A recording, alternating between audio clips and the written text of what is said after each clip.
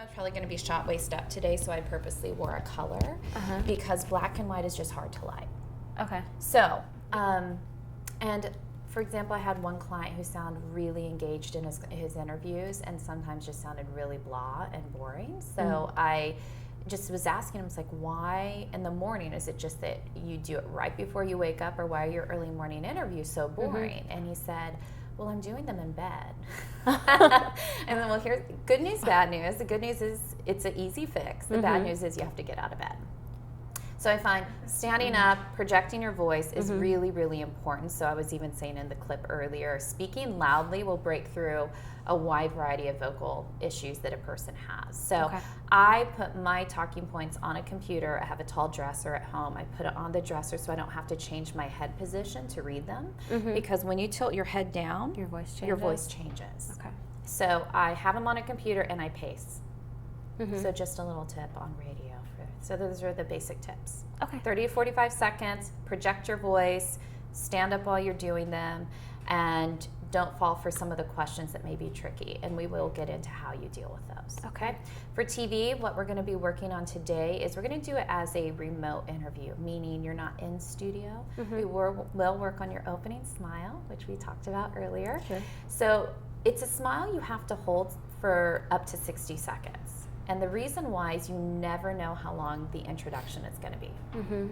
So I want you to be able to, find a smile that works really well for you. I didn't know I had different ones.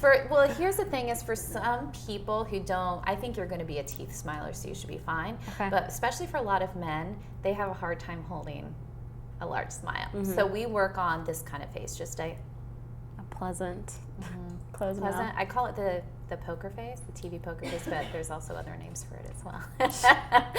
So you just have to memorize the position because even if it feels awkward, if it looks good, that's what you want to stick with. Sure. So we'll work with that. We'll make sure your eye contact is on with the camera because what people often do is as they're gathering their thoughts, they look off and look to the side. So we're going to make sure that you can maintain eye contact. And we'll work on posture. You do have to sit up tall.